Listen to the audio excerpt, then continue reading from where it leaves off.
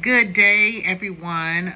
Today I wanted to talk to you about when it's time to take those keys away from someone that has been diagnosed with dementia and Alzheimer's.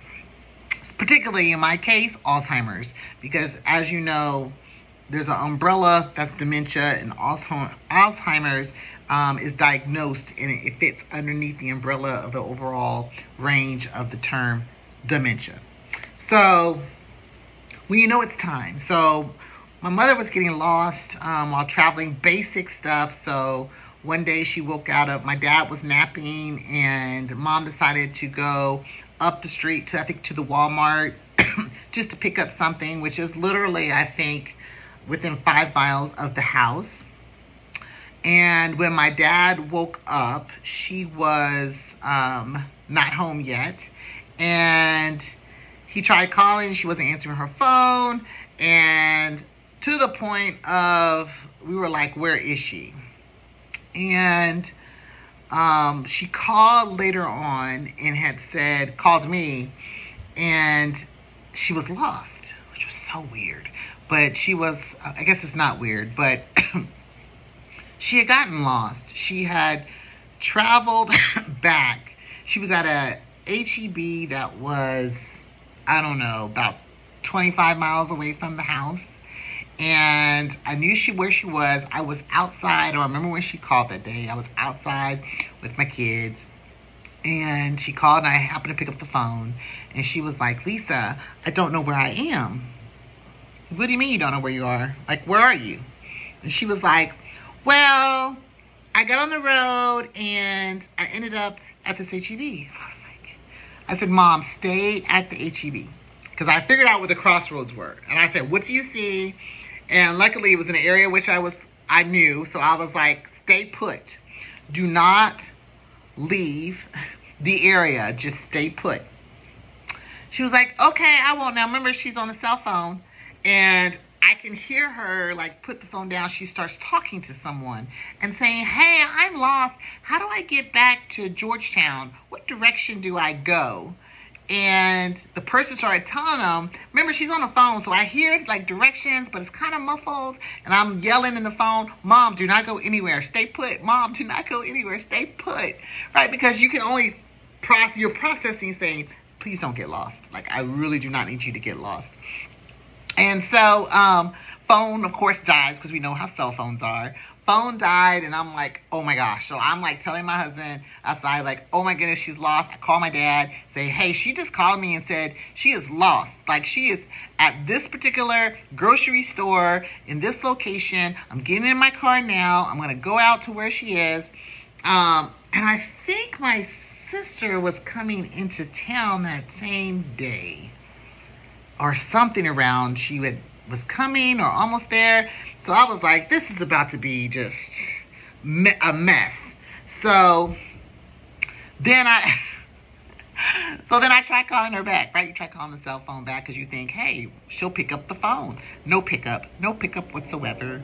And I believe then she called my brother-in-law, which I'm not sure. So she was just calling numbers. So that's what you say, like, the process, the mind, the way it tricks and doesn't like normal steps that you would think of when I'm lost. Somebody says stay put, you stay put. However, with a person with dementia or Alzheimer's, they're thinking they're lost, and they're only thinking about probably that next immediate thing, and they forget everything else that has been processed, or anything that is logical in some moments. And so I remember I was nervous, and I was like, oh my goodness, what am I gonna do? And so then no call until dark. It's starting to get dark. Sun is starting to go down. So I'm like, great. And so she's not where she is. Can I get in my car? My husband's like, I don't think you should get in your car. Just kind of wait it out. Long story short, nightfall did come. She ended up, I don't even know, a long ways away from us. Opposite direction of where she needed to head back. She happened to stop at a gas station. Somebody happened to see her, and she asked, like, she was lost. She told them she was lost. She was vulnerable enough to be lost. She was driving a Lexus, purse in the car. everything, someone could have easily taken advantage of her.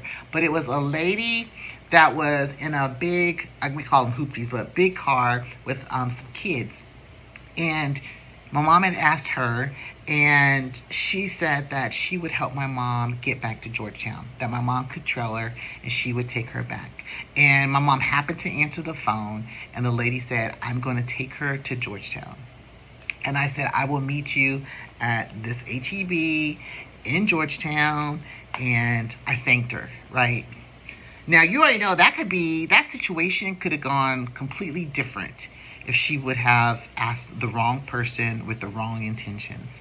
So I was thankful about this lady. Now, in the background, right, there was lots of more conversation going on with the family in terms of mom is lost.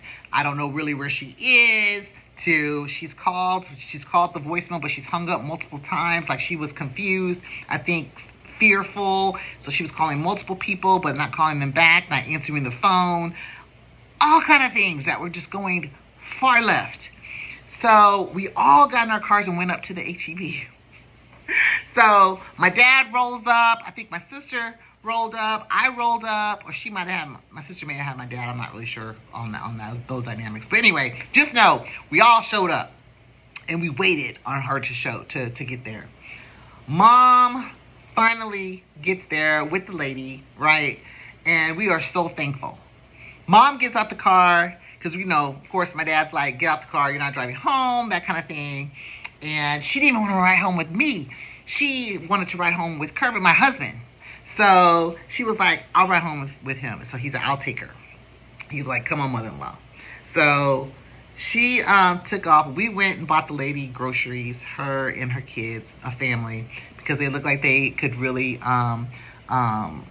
they could really appreciate what that gift could mean for them. So we went in and we gave them some groceries, bought their groceries for them, and told them thank you. We were very thankful that she didn't take advantage of mom, because she sure could have. And so we got home, and mom was just kind of quiet. But at that moment, we already knew prior to, with all those little conversations going on and the chaos and the moments and all that stuff, like, she can no longer drive. Like, this is not okay. So, but you can't like abruptly tell a person, I'm going to take your keys away and I'm going to take a bit of your independence away. That's not the appropriate way to do it. Though you may feel that in your mind, it is not the best thing to share. Of course, in that moment, feelings and frustrations and all that stuff, it's okay that that's going to come out, but make sure that you take a moment and that you reset and reflect. And then come back and say, okay, you know what? Let them have their keys. Let's figure out a way that we can just kind of take those keys over time and just kind of say, hey, you know what? Let me drive you. Driving here may not be the best thing. They have a lot of different highways. You may get lost. So how about I take you, or we get someone to pick you up? And, eventually you'll find like what really works. One of the things that we had thought of and actually presented to other people is sometimes it's just having those keys in terms of what they really want. And so you could go and get another key made that doesn't even work in the door. So by the time that they try to go work it, they get frustrated that the door doesn't unlock, so they don't even want to go anywhere, right? Or they'll come and say, hey, my key's not working. And you can say, oh, okay, let me take you. I don't know what's going on with your keys. It's distracting them from driving, but at the same time, you are taking away that sensation, providing them with a solution in terms of how they can go from point A to point B. Because what you don't want to do, again, is say, no, you can't drive, you're incompetent, you can't think straight, you can't do anything. You don't want to do that, because that person is still human. That person is still an adult. That person is still probably your senior. And you still need to give them a level of respect. But at the same time, you care for them because you don't want to put them in harm's way. And so you can try talking and say, hey, it might not be the best approach for you to drive. And it's going to be wonderful if they say, you're absolutely right, here are my keys. That would be the ideal situation for everyone. But for everyone, that's not the case. Some people always think, no, I can drive myself, right? I can drive to church. I can drive to the store up the street, but no, in actuality, you know that in your mind, you know that that person cannot, because you have to make decisions in terms of when to go, where to turn, when the light turns green, whether you're going in the right direction or you're not going into the right direction. And what you don't want to do is create an accident or be part of, you could have prevented some harm from taking place, not only with that person, but other lives that may be at stake. So think of creative solutions. And again, put yourself in that situation in terms of how would I like for someone to treat me when my independence is slowly trickling away.